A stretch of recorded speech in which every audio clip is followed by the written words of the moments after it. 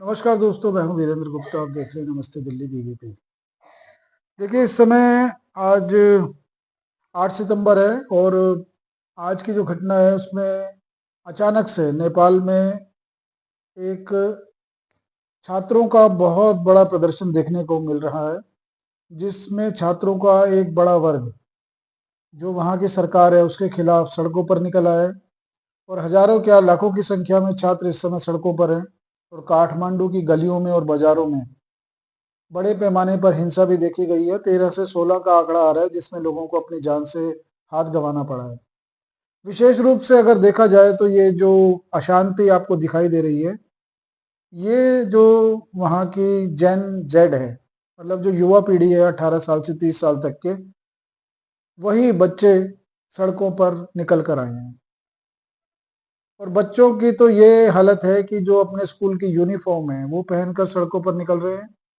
और उनकी देखिए कुछ मांगे थी, बहुत समय से चल रही थी।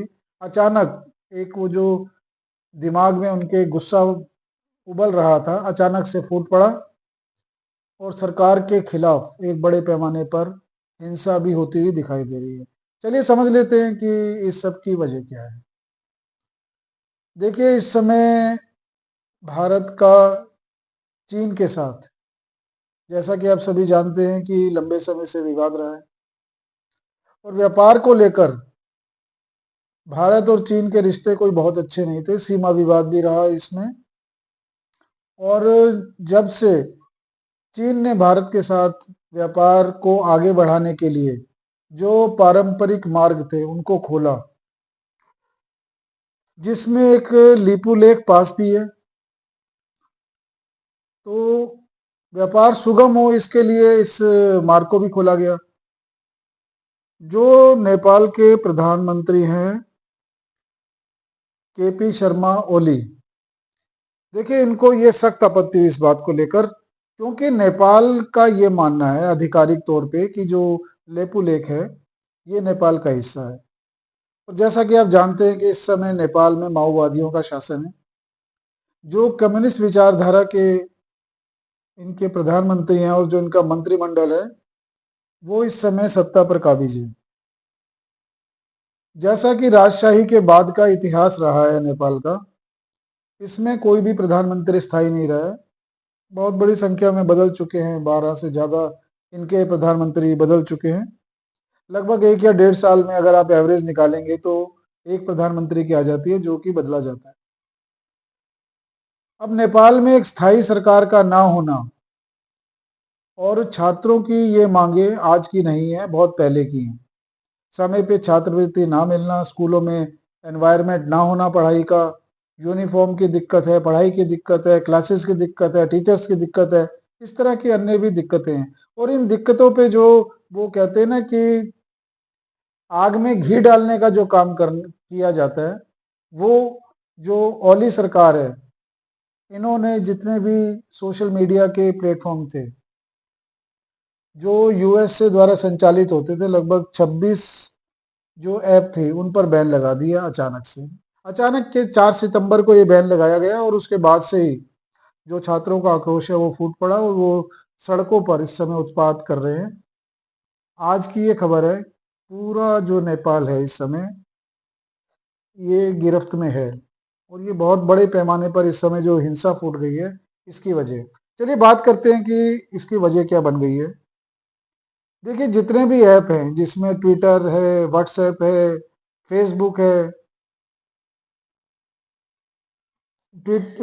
हर तरह के जितने भी सोशल मीडिया के प्लेटफॉर्म हैं उन पर बैन लगा है। लेकिन इसमें बड़े उल्लेखनीय बात यह है कि जो चाइना से ऑपरेट होते हैं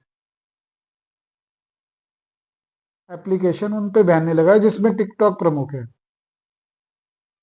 अब इसमें भी देखिए बड़ा एक दिलचस्प वाकया है कि आखिर चाइना के सोशल मीडिया प्लेटफॉर्म पे क्यों नहीं लगाया गया। देखिए, छात्रों की आवाज है कि उन्हें अभिव्यक्ति की आज़ादी चाहिए।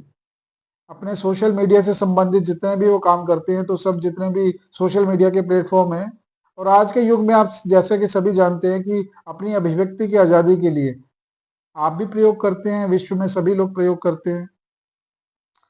जितने भी व्हाट्सएप है, फेसबुक है, जितने भी यूट्यूब है, अगर हम भी आपके साथ अगर जुड़े हुए हैं तो सिर्फ इन्हीं माध्यमों के द्वारा जुड़े गए हैं। अब इनकी शिकायत ये थी कि देखिए, इनका कोई ऑफिस नहीं है, ऑफिशियल तौर से ये कुछ यहाँ पर कर नहीं रहे हैं, कोई लाइसेंस इनको लिया नहीं गया है, ऑफिस खोला नहीं गया है। तो इनको ये लगता था कि इन प्लेटफॉर्म का दुरुपयोग हो सकता है। लेकिन सवाल फिर वही आता है कि जिस जिस प्लेटफॉर्म के वहाँ के युवा आदी हो चुके हैं, अचानक से उनसे ये सुविधा छीनना कहाँ तक ठीक है।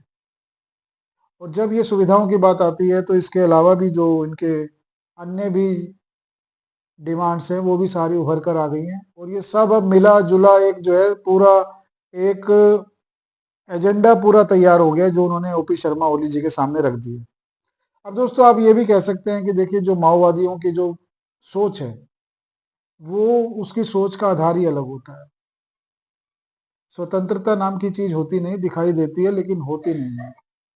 और ये असंतोष आज का नहीं है, जब से ये सरकार बनी है। ये बताइए, ओपी शर्मा ओली साहब 15 जुलाई 2024 से सत्ता पर काबिज है, और तभी से इनकी सरकार जब से बनी है तब से ही ये असंतोष लोगों में भी, आम जनता में भी, छात्रों में भी यह असंतोष समय समय पर दिखाई देता रहा है। अब प्रश्न ये है कि जो भारत जिस हिस्से को अपना मानता है, और जो अगर उसे चाइना से व्यापार करना है तो सुगम मार्ग, जो पारंपरिक मार्ग हैं वही हैं, और जो नेपाल की सीमा के साथ लगता हुआ ये लेपू लेक पास है, भारत इस पे अपना दावा करता है, जबकि जो नेपाल के प्रधानमंत्री हैं वो इसे अपना क्षेत्र बताते हैं। अब इस चक्कर में जो सुगम व्यापार होने वाला था, इसमें एक रुकावट आ गई है। अब इन्होंने अपना विरोध जता दिया है कि चाइना के साथ अपना विरोध बताया है। जो चाइना के राष्ट्रपति हैं उनके साथ मिलकर उन्होंने, ओपी ओली साहब ने अपना विरोध बताया। देखना होगा कि क्या वो परिस्थितियां मोड़ लेती है, लेकिन एक बात मानकर चलिए कि भारत की इस मुद्दे पर बड़ी गहरी नजर है, क्योंकि नेपाल में जो भी होता है, क्योंकि भारत और नेपाल की सीमाएं खुली हुई हैं, कोई वीजा नहीं लगता, कोई परमिट नहीं लगता, और जो यहाँ की जनता है बड़ी संख्या में पर्यटन के लिए नेपाल में जाती है, और जो नेपाल के बहुत सारे युवा हैं, लाखों युवा हैं, वो भारत में रोजगार के लिए, व्यापार के लिए, या अपने रिश्तेदारों से मिलने के लिए भी भारत में आते रहते हैं। तो ये जो इस समय परिस्थितियां बनी हैं, ये नेपाल में क्या एक बड़े संकट की ओर संकेत कर रही हैं, या कि टाइम के साथ ये मामला सुलझा लिया जाएगा, ये आने वाला वक्त ही बताएगा। आपको क्या लगता है इस मुद्दे पर कि जो नेपाल के प्रधानमंत्री हैं उनका ये रवैया ठीक है, या भारत जो व्यापार बढ़ाना चाहता है चाइना के साथ, तो बीच में इनको नहीं आने देना चाहिए। और जो अमेरिका का पक्ष है, जो उसकी व्हाट्सएप है, यूट्यूब है, सोशल मीडिया के जो भी ऐप हैं, क्या उनके प्रतिबंध से छात्रों की अभिव्यक्ति का हनन होता है? जो भी आपके विचार है हमें कमेंट्स के माध्यम से बताइए। आपके कमेंट्स का हमें इंतजार रहेगा। अगर चैनल को आपने सब्सक्राइब नहीं किया है तो तुरंत कर लीजिए। फिर मिलेंगे किसी नए मुद्दे पर, तब तक के लिए नमस्कार।